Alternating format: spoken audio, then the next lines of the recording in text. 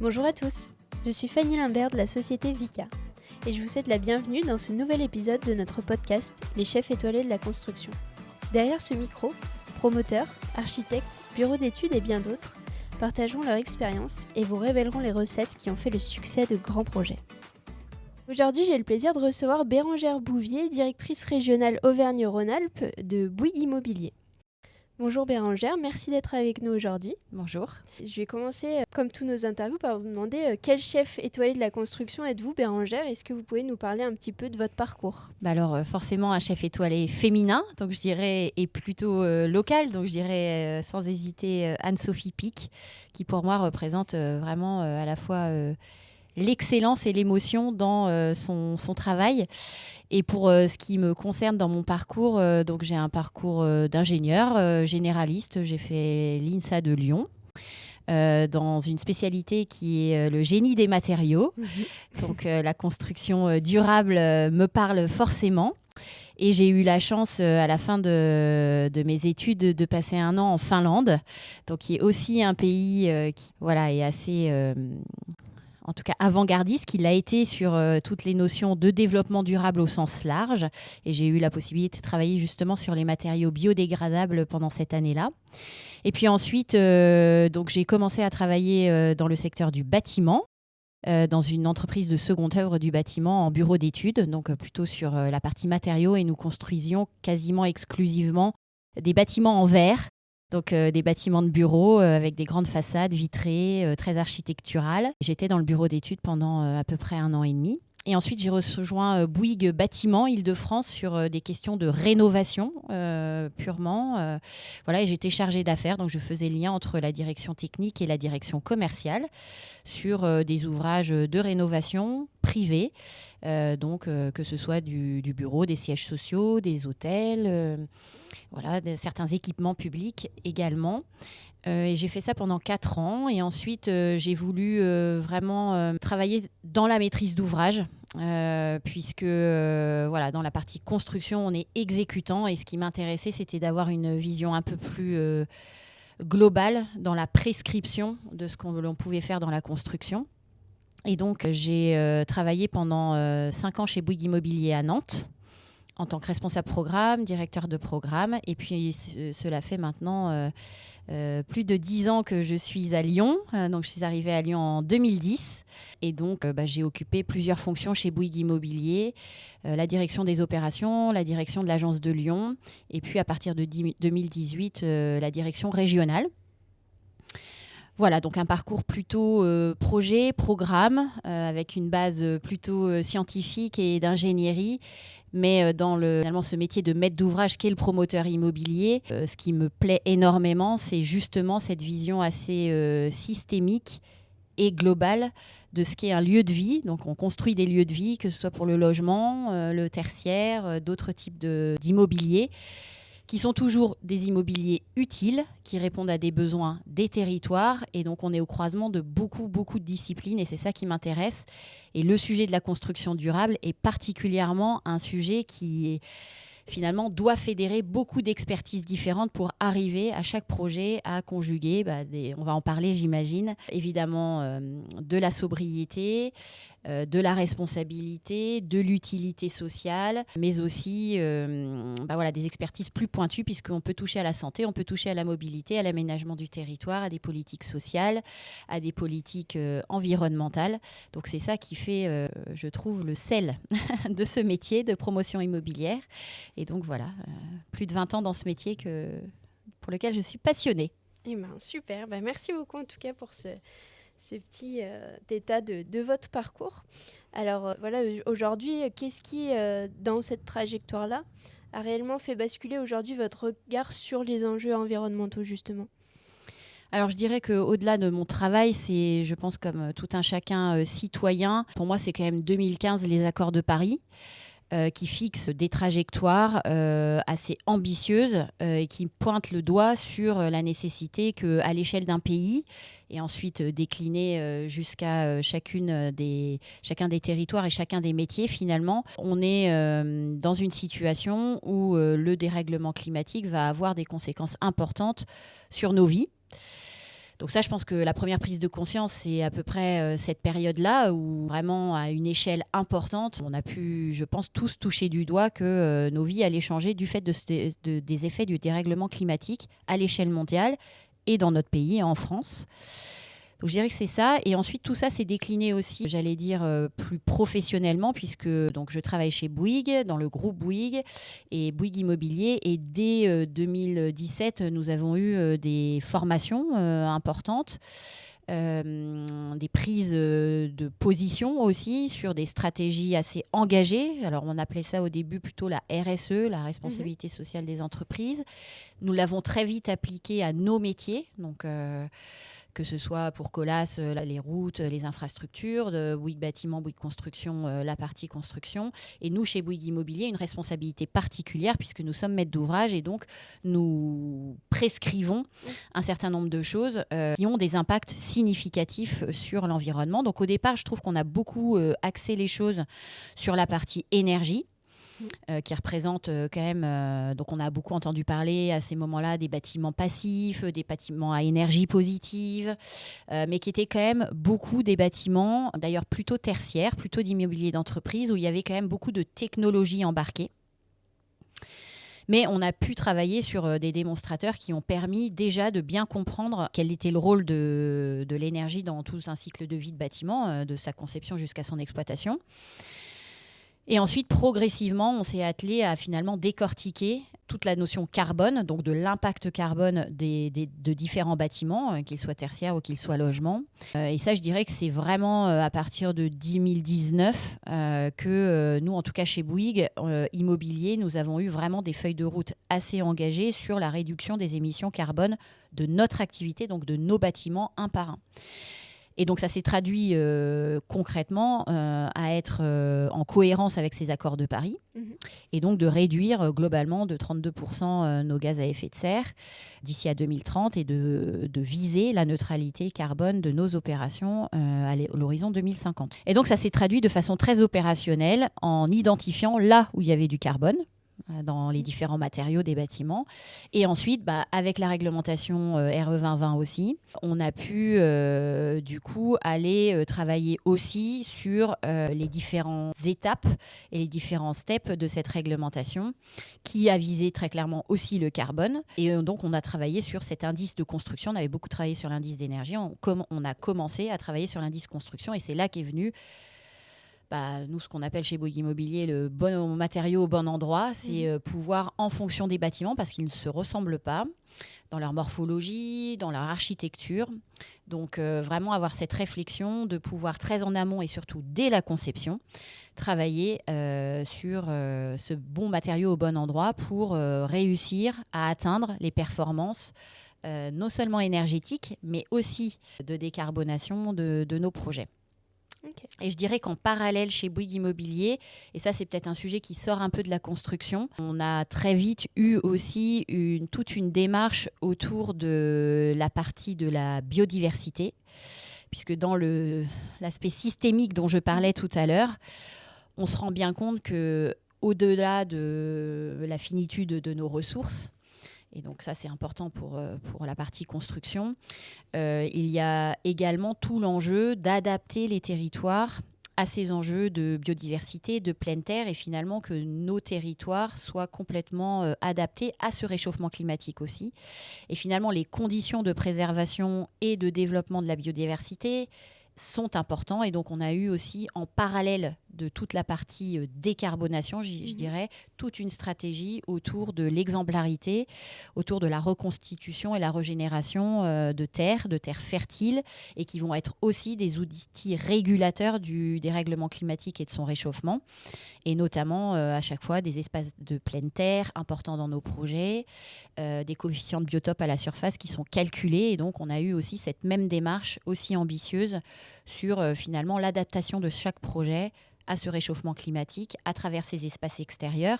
Et je dirais qu'aujourd'hui, on intègre, et là d'ailleurs les nouvelles adaptations aussi des réglementations environnementales embarquent maintenant tout ce qu'on appelle le confort d'été dans les bâtiments, puisque dehors, mais aussi dedans, à l'intérieur de son logement, à l'intérieur de ses bureaux, ce degré, ce facteur température et lumière jour sont très importants pour que nous vivions bien dans les bâtiments qu'on construit et qu'on conçoit aujourd'hui, avec cet effet de ce confort d'usage et surtout ce confort d'été. Donc on a beaucoup de défis à relever, mais je dirais que c'est depuis une dizaine d'années que vraiment les choses, je trouve, sont beaucoup plus conscientisées et appliquées avec des solutions qui sont recherchées par tout l'écosystème avec lequel on travaille, les maîtres d'ouvrage, les architectes, les urbanistes, les constructeurs, toutes les différentes expertises, les politiques aussi. Donc je pense qu'on a aujourd'hui vraiment un degré de sensibilisation, d'information dans nos métiers professionnels, j'entends, qui est fort, sachant qu'on a aussi la conscience et la responsabilité de nos actes et de nos impacts collectivement, puisque je pense que tout le monde a bien en tête et la crise actuelle du logement, notamment puisqu'il y a un manque criant de logements partout sur le territoire, montre bien que de toute façon, on ne va pas s'arrêter ni de construire et ou de rénover. Donc, on aura toujours besoin de nous. Par contre, c'est comment nous faisons ensemble ce métier aujourd'hui avec les défis qui s'imposent à nous, je dirais. Et donc, je pense que la phase de la maturité, de l'information, de la sensibilisation, elle est là. La phase de compréhension aussi des enjeux est plutôt globalement là. En tout cas, il y a un certain nombre d'acteurs, et vous en faites partie aussi chez Vicat, qui sont très à la pointe sur la recherche, le développement, qu'il soit expérimental ou plus généralisé ensuite. Pour pouvoir répondre à ces défis. Et chez Bouygues Immobilier et dans le groupe Bouygues, quelles que soient les activités, c'est aussi quelque chose qui prend une grosse part en fait de notre travail, de nos recherches et ensuite de nos applications, puisque à la fin, chaque projet a ses solutions et ses propres solutions. Ok. Donc on va passer un petit peu maintenant à la carte du jour. Donc comme vous l'avez déjà mentionné, le secteur immobilier est aujourd'hui pris un peu dans un étau entre réglementation environnementale, tension sur les coûts et surtout une raréfaction du foncier qui est aujourd'hui un vrai sujet. Donc dans ce contexte-là, en effet, la construction durable, c'est plus seulement un sujet d'image, ça devient une vraie contrainte pour les entreprises de la construction. Donc on en a déjà parlé, mais vous, comment vous percevez en fait cette évolution réelle du secteur sur ces sujets-là ? Est-ce que d'après vous, aujourd'hui, on parle d'une transformation profonde ou vous trouvez qu'on est encore dans une adaptation qui est plutôt progressive ? Je pense que ça dépend vraiment des acteurs. Et comme dans toutes les transformations et les mutations, il y a toujours des précurseurs. Il y a des gens qui sont plutôt pionniers. Plus lentement. Il y a plutôt des gens qui demandent à être convaincus, mais une fois qu'ils le sont, ils engagent à fond. Et puis, il y a des gens qui sont plutôt sceptiques et qui attendent de voir et qui, finalement, plutôt sous la contrainte, vont exécuter des changements. Donc je pense que c'est un peu comme dans toute mutation ou transformation. Moi, je pense que la transformation, elle est hyper profonde au sens de la manière dont on doit trouver des solutions adaptées qui justement conjuguent tous les défis que vous avez mentionnés et notamment si je parle du logement par exemple, qui est quand même au cœur des priorités de tous les territoires aujourd'hui. On a vu à quel point c'était important dans les candidatures là d'ailleurs aux élections municipales récentes. En fait, ce qui est important pour nous en tant que maître d'ouvrage chez Bouygues Immobilier dans la partie résidentielle, c'est qu'on considère que le logement, c'est la première condition pour que chacun puisse mener une vie digne et sereine. Donc c'est hyper important et ça embarque beaucoup de choses. Par contre, du coup, on doit faire ça sans fragiliser les ménages. On sait que le poste de logement, c'est le budget le plus important des ménages. Qu'on est dans un contexte aussi où les taux d'intérêt sont ce qu'ils sont. Enfin, voilà, donc il y a un modèle dans lequel les choses peuvent se faire pour que les gens accèdent à la propriété. Donc nous, forcément, cette donnée économique de sortie, c'est-à-dire le client, quel est son besoin, on sait qu'il est là, il n'y a pas de débat là-dessus. Et on sait répondre à ses besoins en termes d'usage dans le logement, de qualité d'habitat, de confort, etc., de personnalisation. Donc ça, dans le neuf, c'est assez facile de le faire. Sujet, Donc on sait qu'on répond aux besoins quantitatifs et qualitatifs potentiellement. Tout ça s'inscrit dans un modèle économique avec un prix de sortie à la fin, un prix de vente, voilà, qui est ce qu'il est et qui est lié à la solvabilité des ménages et à leur capacité de financement.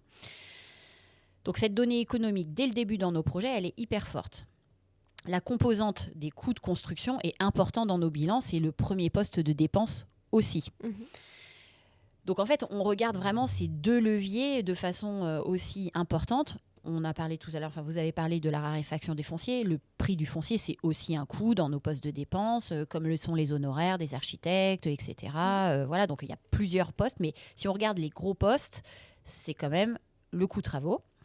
Et si je me centre là-dessus, forcément, soit on a une démarche qui est de dire, on va regarder chaque poste et puis on va essayer de limiter. Donc là, on est plutôt dans une démarche de diminuer des coûts, d'essayer de négocier plus avec les fournisseurs, etc. Ou alors on adopte une démarche qui est plus globale et qui dit mais comment on pourrait construire autrement ? Donc mieux et autrement. Donc est-ce que nos méthodes doivent être différentes ? Est-ce que les matériaux qu'on utilise, on doit les changer ? Et c'est là que les partenariats sont hyper importants avec vous en tant que fournisseur, mais aussi les entreprises qui vont réaliser sur le chantier, mais aussi les architectes, puisqu'il faut aussi que les bâtiments l'on conçoit donnent envie aux gens d'acheter. Ils répondent à leurs besoins, mais qui donnent aussi envie. Donc il y a toute une dimension aussi de ressenti, d'esthétique sur les bâtiments. Donc en fait, je pense qu'on a tous la nécessité d'être dans une démarche d'innovation et de re-questionner finalement notre façon de faire ensemble. Et les résultats probablement seront différents et j'espère et je pense que nous arriverons à trouver des solutions qui sont différentes et qui permettent de conjuguer ces différents défis, qu'ils soient économiques, sociaux ou environnementaux en même temps. Et d'ailleurs, quand on parle de développement durable, il y a toujours les trois composantes. C'est l'économique, l'environnemental et le social. Donc on est vraiment au cœur de ça et on ne peut pas dire qu'on fait du développement durable et qu'on est dans la pérennité de notre action avec une limitation de l'impact si on ne raisonne pas sur ces trois composantes. Donc pour nous, ils sont tous les trois aussi importants les uns que les autres. Et c'est notre capacité collective à re-questionner des façons de faire, des modèles, des matériaux qui nous permet au cas par cas des projets, de trouver des solutions. Et chez Bouygues Immobilier, nous sommes très attentifs à ce que les solutions qui sont les plus pertinentes d'un point de vue décarbonation, si je ne parle que de décarbonation, elles ne sont pas au détriment de la viabilité économique des opérations, puisque l'objectif, c'est pas juste de travailler sur des projets, c'est vraiment de les réaliser pour arriver à notre finalité, qui est de cette utilité de l'immobilier, qu'il soit à vocation économique, si on parle de tertiaire, d'activité, de commerce ou de logement, puisque l'objectif, c'est pas juste de faire de la R&D, c'est vraiment de faire de l'application pour sortir nos opérations et ensuite répondre aux besoins. Sans oublier au bout du bout le confort quand même de l'habitant. Tout à fait. Ouais. En effet, on peut se dire qu'en 2020, le post-Covid, donc on a passé tous plus de temps dans nos logements, y compris pour y travailler, mais aussi dans les résidences, les copropriétés pour ceux qui habitent dans le collectif. Nous, chez Bouygues Immobilier, post-2020, on a lancé une grande étude avec l'Obsoco pour enquêter et vraiment toucher du doigt quels étaient vraiment les usages avec cette période qui a été vécue, plus ou moins bien d'ailleurs. Et on voit que la qualité des habitats et de leur conception ont joué énormément aussi sur la qualité de vie des habitants pendant cette période dans leur logement ou leur lieu de vie. Et donc, on a lancé cette grande étude et on a abouti à ce qu'on appelle aujourd'hui, nous, notre produit cœur de vie dans le logement, qui se traduit par 12 actions concrètes qui conjuguent justement à la fois les données économiques, les données carbone et la donnée de confort d'usage et de réponse aux besoins des habitants sur le logement. D'accord. Donc voilà, ça passe de... chaque brique, par exemple, on met des pompes à chaleur systématiquement dans l'habitat si on n'a pas de chauffage urbain. Et tout ce qui a été mis, toutes ces actions ont été autant quantifiées d'un point de vue, j'allais dire social, c'est-à-dire sociétal. Le besoin, l'usage, comment ça répond à ce que nous ont demandé finalement les personnes qu'on a enquêtées, mais aussi la donnée économique. Donc, on ne fragilise pas nos équilibres économiques d'opération. Et la donnée carbone, on est bien dans cette trajectoire des moins 32%, etc. etc. Okay. Donc tout ce travail a abouti à ça et aujourd'hui c'est systématisé sur 100% de nos opérations. D'accord, donc le Covid a eu un sacré impact. En tout cas, peut-être que ça a sur, été un effet accélérateur pour dire, OK, là, il s'est passé quelque chose. Probablement que notre métier qui est vraiment en prise avec cet habitat qui a été... voilà, on a été confinés quand même. Hein. C'était pas une vue de l'esprit, c'était réel. On s'est dit qu'on avait forcément une responsabilité à voir comment on pouvait en faire un axe aussi de progression pour toute notre production. Voilà. Alors justement, là vous parlez de vraiment la vision et ce que vous mettez en place chez Bouygues Immobilier. Est-ce qu'aujourd'hui justement le déploiement un petit peu de cette vision tripartite, si on peut dire, est-ce que ça suppose, j'imagine, une coordination assez fine entre promoteurs, architectes, entreprises, industriels? Est-ce que vous observez, vous, des blocages dans cette chaîne-là?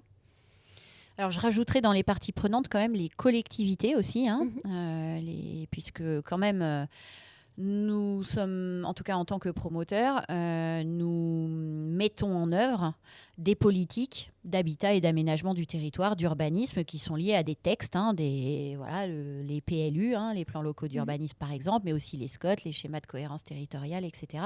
Et finalement, c'est quand même notre base pour travailler. C'est, en tout cas d'un point de vue cadrage du potentiel de constructibilité, de construction et de rénovation-régénération. Donc déjà, je pense qu'il c'est important de ne pas oublier cette partie prenante. Elle est au cœur aussi des trajectoires et des impulsions qui sont données. Ensuite, pour ce qui concerne finalement l'équipe qui se constitue à chaque projet, c'est vrai que nous, on a la conviction chez Bouygues Immobilier que tout se joue quand même au départ, c'est-à-dire à la conception. Donc les premiers traits de crayon, premières impulsions qui sont données sur, notamment, on va parler forcément de sobriété. Hein, donc la meilleure sobriété, c'est les matériaux qu'on n'utilise pas. Ce sont aussi des conceptions hyper bioclimatiques parce qu'on peut embarquer dedans évidemment la bonne implantation des bâtiments, leur retrait, le fait qu'ils soient justement, j'en parlais tout à l'heure, au cœur d'un îlot de pleine terre, donc d'un îlot de fraîcheur qui va apporter aussi tous ces bienfaits. Donc en fait, au départ, réfléchir à l'implantation d'un bâtiment, sa morphologie, que ce soit en volume, en développé de façade, enfin je ne vais pas rentrer dans les considérations techniques, mais beaucoup de la performance environnementale au sens large du projet est vraiment, la clé c'est vraiment la conception.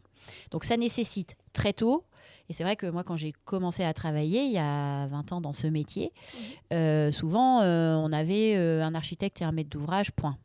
Aujourd'hui, dans les équipes qui conçoivent les projets à nos côtés dès le début, on a un urbaniste, un architecte, un écologue, un paysagiste, un bureau d'études haute qualité environnementale, un bureau d'études fluides, un bureau d'études structures. C'est pas rare qu'on ait un constructeur, des industriels à nos côtés. Et je peux rajouter un expert en mobilité, un expert en santé. Enfin, voilà. Donc, les équipes sont de plus en plus pluridisciplinaires dès le début. Et ça, c'est hyper important.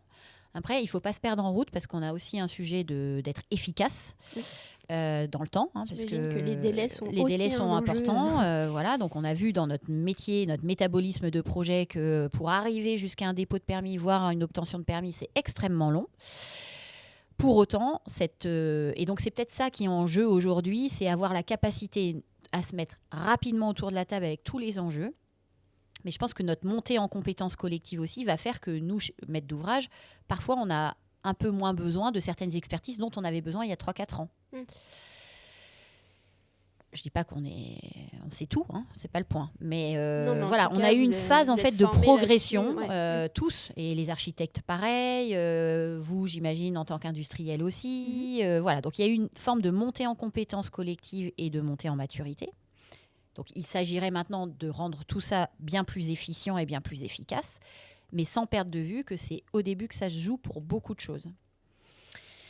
Et notamment sur cette sobriété, qu'elle soit architecturale ou de matériaux. Et ensuite, en fonction de l'avancement des projets, et une fois que ce bâtiment, il a déjà son squelette qui est le plus, optimisé d'un point de vue environnemental, sans renoncer évidemment, donc nous on a des cahiers des charges précis avec cœur de vie, etc., sans renoncer aux besoins, aux usages, au confort, d'été notamment et tout ça, alors on peut se mettre à l'œuvre au travail en se disant, là, on analyse plein de solutions. Et moi, je trouve que ça, c'est important. On l'a fait récemment sur beaucoup de nos projets depuis quelques années.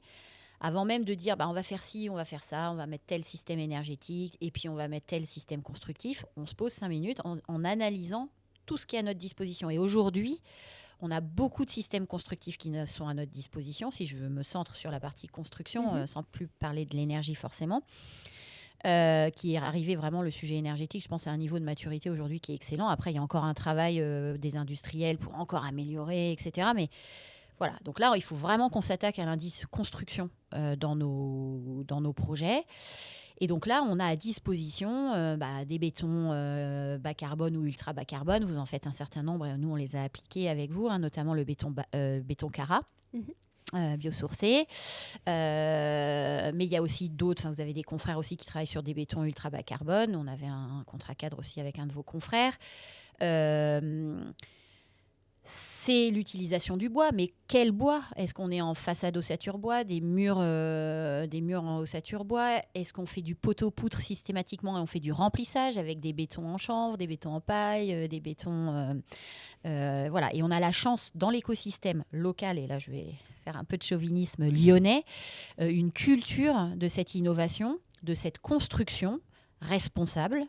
Vous en êtes un parfait exemple chez Vicat. Et donc, en fait, c'est toutes ces forces et ces complémentarités qui sont nécessaires. Et donc, on arbitre dans les projets, d'abord en phase de dépôt de permis, puis ensuite en phase de dossier de consultation des entreprises, et ensuite, au moment de l'appel d'offres, après, sur le chantier, la meilleure solution pour le bâtiment et le projet en question. Donc, il n'y a pas de recette magique.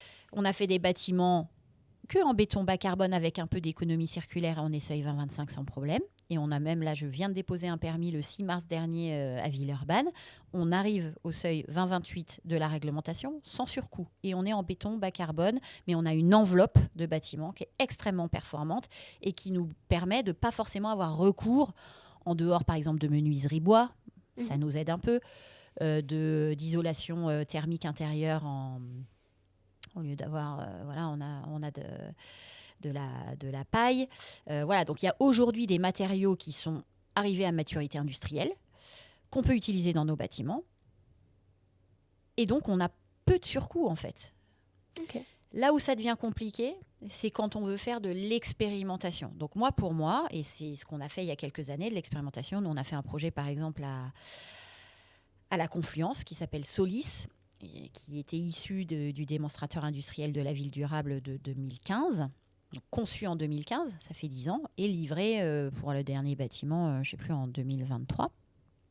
Donc c'était territoire énergie positive, etc. Donc sur le volet énergie, on est au top, on fait de l'autoconsommation collective, etc. Bon, très bien.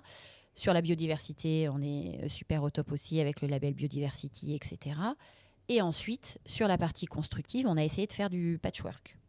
Donc, on a fait un bâtiment 100% en bois, en CLT, super performant, mais avec du recul, qui a mis beaucoup de kilos de bois, parce qu'à un moment donné, c'était ça, mais peut-être qu'il y aurait une autre façon de le concevoir pour utiliser moins de bois. Donc, même la sobriété dans la matière, elle est hyper importante, quel que soit le matériau, qu'il soit béton, qu'il soit géosourcé, biosourcé. Donc, j'en reviens à vraiment cette... Et donc, on a tous monté en compétences, et il y a des choses qu'on ferait aujourd'hui différemment, qui seraient encore plus pertinentes, encore plus performantes et encore plus sobres. Donc, c'est ce à quoi on s'attelle, mais il n'y a pas de recette magique. Donc, pour moi, ce qui est la clé, c'est qu'à chaque projet, avant de trop se lancer en disant « bah oui, mais on a toujours fait comme ça, on fait ça », bah non, on analyse en disant ce bâtiment tel qu'il a été modélisé, parce que ça, on le sait assez vite, on étudie toutes les possibilités. Et on teste, en fait. On teste la partie économique, on teste la partie carbone. Et ensuite, on prend une décision. Donc, nous, en tant que maître d'ouvrage, c'est nous qui la prenons à ce moment-là. Mais avec tous les experts autour de la table qui ont donné tous leurs avis, leurs expertises. On a fait tourner des ACV bien avant le dépôt de permis. C'est pas réglementaire, mais on le fait. C'est pas obligatoire, c'est ça que je veux dire. En tout cas, nous, on n'est pas dans cette démarche de dire c'est forcément la réglementation et la contrainte qui nous fait avancer. Voilà, on a une forme de responsabilité, que ce soit chez Bouygues Immobilier en tant que maître d'ouvrage, mais j'imagine chez vous, Vika, dans votre métier aussi, en se disant, OK, en fait, on est responsable de notre activité et de nos impacts. Donc, comment on fait pour... et tant mieux si à un moment, on est en avance de la réglementation. Voilà. Après, parfois, on se rend compte que la réglementation, elle est très chiffrée. Et du coup, parfois, en termes de bon sens, on se dit, tiens, c'est bizarre, ça sort comme ça alors qu'on ne comprend pas. Donc voilà, il y a aussi tous ces effets-là. Et là où je me suis arrêtée, peut-être sans aller au bout de mon idée, sur la démonstration. Donc il y a toujours des bâtiments démonstrateurs, etc. Par exemple, actuellement, et c'est un débat que j'ai eu avec certains élus sur certains projets, on a des bâtiments, par exemple, qui sont en 4e famille. C'est les bâtiments les plus hauts. On est amené en centre-ville qui est hyper dense du fait de la raréfaction du foncier et de la nécessité d'adapter nos territoires avec beaucoup d'espace de pleine terre, de se dire, bon, si on doit libérer de la place au sol pour avoir cet effet de régulation par le sol, alors il va falloir prendre de la hauteur. Mais prendre de la hauteur, ça veut dire passer d'un bâtiment de famille 3e famille A à 3e famille B, voire à 4e famille. Et on n'a plus les mêmes avis techniques. Et donc là, la rationalité et le calcul, pour être toujours réglementaire, nous inviterait, nous inciterait à faire plutôt du béton. Mais parfois, nous avons des incitations plus locales à dire « Ah ben non, mais il faut, justement, pour faire passer la hauteur, je le fais avec des mots très simples, il faudrait qu'on voit qu'on ne construit pas pareil qu'avant. Donc pas en béton. Et donc, on veut avoir recours à des matériaux biosourcés, géosourcés. Je ne dis pas que c'est impossible, mais souvent, ça demande des avis techniques qui sont longs, qui ne sont pas forcément garantis. Et donc là, on doit travailler encore une fois avec vous, industriels, avec les entreprises, avec le CSTB, etc. Mais très tôt, bien avant la phase réalisation. Et ça, ce n'est pas dans nos cultures ni notre mode de faire aujourd'hui, j'allais dire collectif. Et là, j'embarque vraiment les instances aussi de réglementation qui sont peut-être dans un délai différent de mise en œuvre des solutions et de vérifier que tout ça est OK. Par rapport à différents. Donc voilà, aujourd'hui, parfois, on est dans cette difficulté qu'on veut aller plus vite que ce qu'on est capable de faire en se rajoutant un peu une nouvelle ambition. Alors, c'est génial, c'est très stimulant, mais ça restera de la démonstration. Et aujourd'hui, force est de constater que ces démonstrations ont un surcoût important et malheureusement, dans le contexte actuel, ne sont pas compatibles, si je parle de logement, avec la solvabilité des ménages et la capacité d'acheter un logement. Et qui ne sont pas non plus en phase avec les investisseurs ou les utilisateurs ou les entreprises qui voudraient faire leur siège ou leur bureau, leurs activités, leur laboratoire, enfin bref, l'immobilier dont ils ont besoin. Donc voilà, je pense qu'on est vraiment dans cette période encore où il y a tout un tas de choses qu'on a poussées, qu'on a tous collectivement bien appréhendées. Donc ça, il faut le faire systématiquement. Il faut même plus se poser cette question. Ce qui marche, on le fait, même si c'est peut-être pas ce qu'on a eu l'habitude de faire il y a 20 ans, c'est pas très grave. Et puis, tout ce qui est démonstrateur, ça restera démonstrateur jusqu'à ce que... Et c'est important qu'il y ait encore des démonstrateurs pour montrer le chemin, montrer la voie. Mais ça ne peut pas être une réponse à tout. C'est vrai qu'on est un peu à deux vitesses. La réglementation avance parfois vite. Néanmoins, les instances derrière pour valider tout ça, réglementer tout ça, n'avancent pas forcément dans le même temps, et ce qui peut poser problème. Donc en effet... c'est important d'avoir encore des choses exploratoires, mais il faut pas que ça ne peut pas, en tout cas aujourd'hui, être 100% des projets. Et en tout cas, ce qu'on peut dire, c'est ce qu'on construit aujourd'hui de façon générique est bien plus performant d'un point de vue énergétique, d'un point de vue carbone, d'un point de vue économie circulaire. On n'en a pas encore parlé, mais ça, c'est un vrai sujet aussi. Donc, nous, on a une trajectoire aussi d'économie circulaire chez Bouygues Immobilier. On est en lien avec le booster du réemploi, par exemple, ici dans la région. Il y a tout un écosystème assez puissant dans la région encore. Je vais faire encore du chauvinisme pour la région lyonnaise. Mais, on peut. Mais voilà, donc en fait, il y a vraiment il y a des filières qui s'organisent, il y a des plateformes qui s'organisent. Donc c'est pas rare aujourd'hui d'utiliser des matériaux de réemploi dans la construction neuve. Et ça participe de la sobriété, de la décarbonation aussi, bien évidemment. Voilà, pas de recette magique, mais quand même une grosse montée en compétences ces dernières années qui ont fait qu'il y a des choses bien plus performantes aujourd'hui que hier. Donc ça, c'est super. Et donc là, c'est vrai que dans toutes nos entreprises, nous, maîtres d'ouvrage, mais comme vous, industriels, comme les entreprises de construction, le BTP, etc., c'est vrai que ça nécessite beaucoup de formation auprès des équipes, des savoir-faire aussi, soit qu'il faut retrouver, Par exemple, on parle un peu plus de construction aussi en pierre massive, qui a l'avantage d'avoir beaucoup d'inertie et d'être une ressource plutôt locale. Quand elle est locale, c'est encore mieux, mais en tout cas plutôt naturelle. Et donc voilà, pas de recette magique, mais une montée. Donc aujourd'hui, on a une performance et ensuite encore des explorations à faire et toujours continuer à faire de la recherche, du développement pour trouver les solutions de demain qui nécessairement devront être encore plus performantes d'un point de vue environnemental du fait de nos défis et notamment de ressources limitées et finies, quoi. Donc ça m'amène un peu au point suivant qui était l'ingrédient manquant aujourd'hui selon vous. Donc on en a déjà un petit peu discuté, mais quels sont d'après vous aujourd'hui les points les plus bloquants qui font qu'on a encore besoin de monter en compétence, de faire des progrès d'un point de vue construction durable? Est-ce qu'il y a des points de friction pour vous qui pourraient être revus en tout cas aujourd'hui ou améliorés? Alors des points de friction, je dirais pas jusque-là. Parfois de la frustration parce qu'on est amené à faire des choix où on ne peut pas faire le maximum de ce qu'on sait que techniquement, par exemple, on saurait faire mieux d'un point de vue, par exemple, environnemental, si on parle de ça. Donc techniquement, les solutions, elles existent, mais économiquement, ça ne fonctionne pas. Pas encore, peut-être. Et donc, je dirais qu'il y a parfois pas de la friction, mais de la frustration de ne pas être encore à ce niveau de capacité, de possibilité. Donc ça, c'est une réalité dans les projets. Ça ne veut pas forcément dire qu'on renonce, mais voilà, on ne va peut-être pas au maximum de ce qui est encore possible. Je parle en dehors des projets expérimentaux qui visent un niveau au-delà de ce qu'on... Voilà.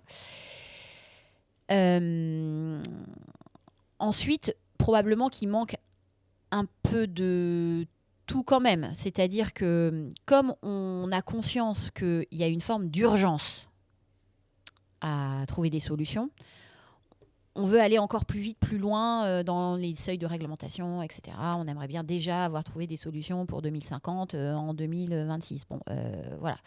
Donc on a un métier d'inertie.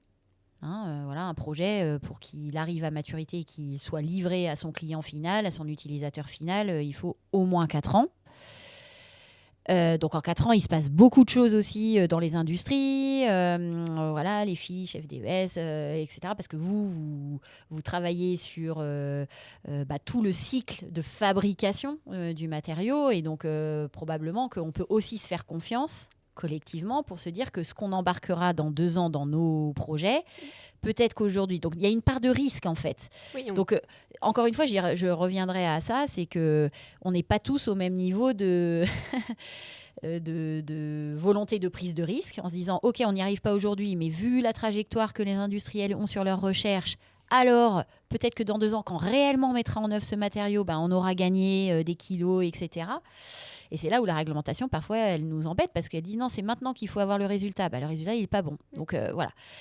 Donc, il y a cette forme de laisser faire un peu, laisser agir l'écosystème.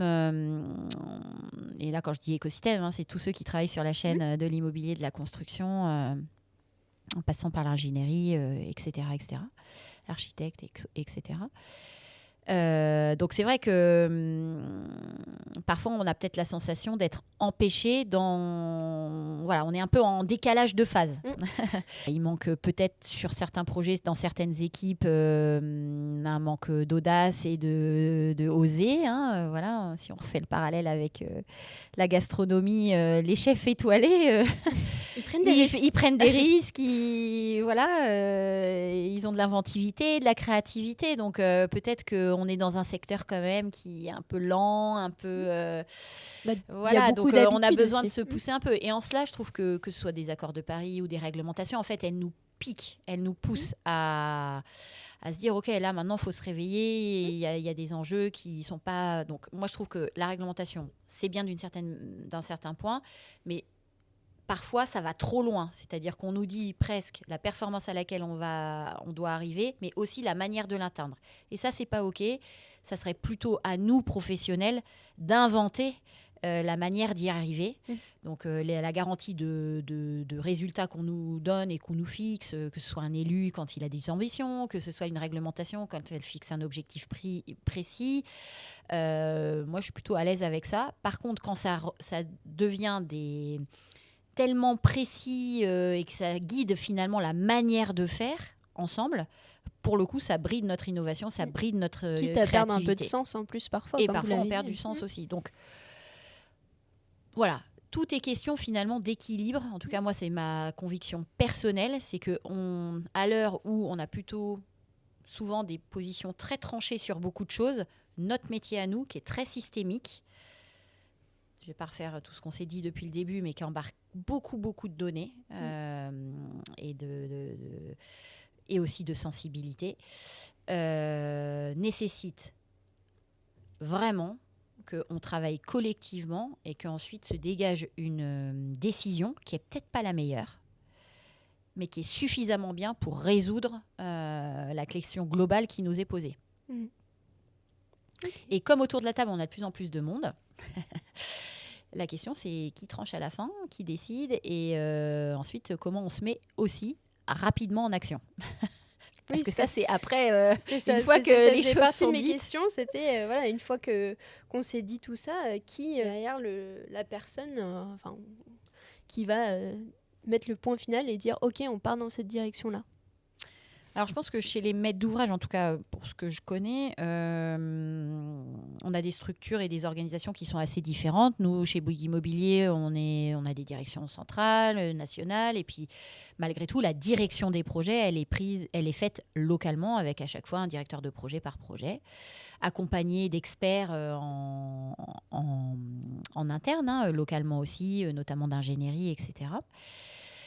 Et donc, à la fin, c'est quand même le directeur de projet qui prend ses responsabilités. C'est lui qui est garant pendant toute la vie du projet de l'équilibre financier, de la commercialisation, de l'aspect juridique, de l'aspect administratif, les permis, etc., la partie technique, la partie achat. Donc, en tout cas, dans notre organisation, les choix sont quand même faits par les directeurs de projet. Évidemment, avec leur management, donc en tant que directeur d'agence, directeur de région, on valide, on contrôle quand même un petit peu. Alors, c'est même pas on contrôle, mais en tout cas, on peut aussi transmettre de l'expérience, de l'expertise, mettre en relation avec des partenaires qui ont peut-être déjà travaillé sur le sujet pour être dans finalement une efficacité et un travail d'équipe. Mais en tout cas, nous, dans notre organisation, c'est le directeur de programme qui gère son opération et qui la pilote. Okay. Voilà, ça c'est certain. Très bien, donc on arrive bientôt au bout de cet épisode. En général, je demande toujours à nos invités quel est l'accord mets et matériaux qu'ils préfèrent. Comme vous l'avez dit, il n'y a pas de recette secrète pour vous. Est-ce que vous avez un ou deux exemples d'associations de matériaux qui ont fait la différence sur un de vos projets ? Alors, on a des projets réalisés qui n'embarquent pas, eux, encore forcément toute la réglementation 2028, par exemple. Nous, on n'a pas encore achevé, réalisé des opérations qui sont conformes à la RE 2028. Ou alors, on ne le sait pas, puisqu'ils ont été livrés et puis on n'avait pas fait ce calcul. C'est ça. Il n'existait pas à l'époque. Il n'y a aussi pas cette mesure. En tout cas, ce que je peux dire, c'est que ce soit des projets livrés ou des projets là en train d'être déposés en permis de construire, c'est vraiment la variété des matériaux dans le projet qui a son impact. Alors, il y a plusieurs compositions de projets. Il y a des projets qui sont des grands projets, où on a souvent des bâtiments qui n'ont pas les mêmes hauteurs, les mêmes morphologies. Donc là, on est capable, bâtiment par bâtiment, d'avoir des structures vraiment différentes. Donc aujourd'hui, on est beaucoup quand même dans les structures poteau-poutre. Donc poteau-poutre en béton. Voilà. Béton, évidemment, bas carbone, voire ultra bas carbone. Et remplissage. Ça a l'avantage aussi d'être des bâtiments qui vont être plus facilement peut-être réversibles. Oui, ce qui est vraiment une donnée de la construction durable qu'on a peu évoquée aujourd'hui, mais qui est quand même la réversibilité dans les usages, la démontabilité finalement des bâtiments, etc. Et puis voilà, mais quand on a ce système poteau-poutre, après le remplissage, ça peut être n'importe quoi. On a du béton d'argile, On a du béton de chanvre, on a du béton de bois, on a n'importe quel de la paille. Donc le matériau de remplissage aujourd'hui, j'allais dire, ça peut être presque n'importe quoi, du bois tout court. Enfin, voilà. Donc, mais ça, en fonction des bâtiments aussi, de leur morphologie, c'est ce que je disais. Ensuite, donc, j'ai des exemples de projets où on a un bâtiment qui est en R+13, on a fait plutôt du béton, voilà, parce que ça s'y prête quand même un peu mieux. Mais ça ne nous a pas empêché de faire le dernier niveau en plancher bois. Donc, c'est plancher mixte béton-bois. Voilà, on peut mixer de la structure béton, mais avec des planchers qui sont différents. Enfin, donc, en fait, cette variété de matériaux pour répondre à cette diversité d'émissions de carbone, quand même, et de limitation des ressources, c'est aujourd'hui quelque chose qui est plutôt monnaie courante dans les projets. Ok. Parce qu'on réfléchit à tout.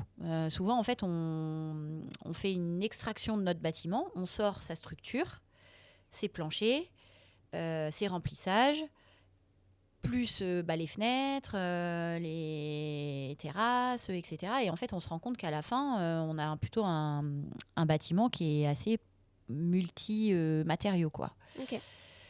Mais encore une fois, et je citais tout à l'heure l'exemple du bâtiment là, qui vient d'être déposé en permis, on est en béton très bas carbone et une structure vraiment 100% béton, et on va être au seuil 2028 de la réglementation parce qu'il est hyper performant d'un point de vue bioclimatique.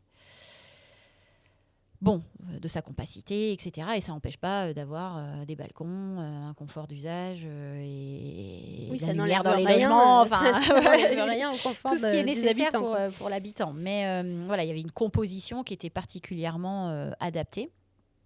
Et un plan masse et un terrain, finalement, qui l'était particulièrement. Donc, voilà, moi, les exemples, il y en a... celui de Confluence, on est quand même un bon exemple, même s'il est ancien et celui-là, il est réalisé. Et après, là, on vient de gagner une opération à Rieux, donc en TVA réduite, où là, on va avoir, pareil, une diversité de matériaux, où il y a à la fois du béton d'argile, des planchers en bois, on met aussi votre béton, on a prévu de mettre votre béton en voile Cara. En fait, il y a tellement de projets tellement de diversité de projets que je ne sais pas dire lequel est. Oui. Voilà, pour moi, c'est aujourd'hui une composante, c'est que les projets aujourd'hui, ils embarquent de fait une multitude de matériaux. Okay. Après, il faut être quand même bien conscient, mais vous l'êtes, vous, oui. Mais il faut être clair quand même pour dire que c'est quand même la structure du bâtiment qui pèse le plus dans le bilan carbone. Oui, ça, c'est évident. Donc, on ne peut pas ne pas travailler sur cette composante de la structure, c'est-à-dire les façades, les planchers et les voiles, pour arriver aux objectifs qu'on se fixe aujourd'hui et qui sont nécessaires. Eh bien, merci beaucoup. On arrive au bout de cette interview. Donc, merci en tout cas à Bérengère de nous avoir fait ce petit tour d'horizon de ce qui est la construction bas carbone chez Bouygues Immobilier. Alors, si je devais finir sur une question, quel conseil vous pourriez donner à celles et ceux qui veulent s'engager comme vous dans la construction durable ? Je dirais que c'est possible.